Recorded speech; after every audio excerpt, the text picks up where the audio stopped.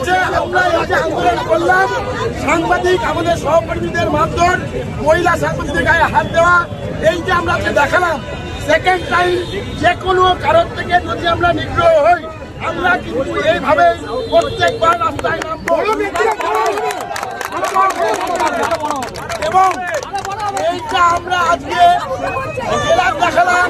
এর পরবর্তী সময় যেটা হবে, এর থেকে বড় মিছিল আমরা করবো, সেটা বলার এই মিছিল কিন্তু মাত্র 2 থেকে 2.5 দিনের মধ্যে আমরা এই মিছিলটাকে দেখেছিলাম।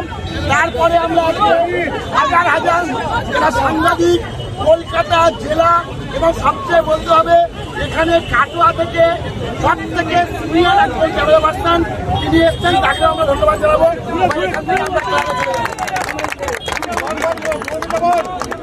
একটাই কথা আমি সবাইকে জিজ্ঞাসা করবো, আমরা ভয় পাই?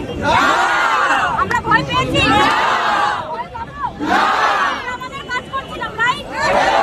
আমরা কাজ করতে বেরোই, আমরা কি ভয় দেখাচ্ছি? যারা সোশ্যাল মিডিয়ায় ট্রল করছে যারা, তাদের কি বলবো আজকে?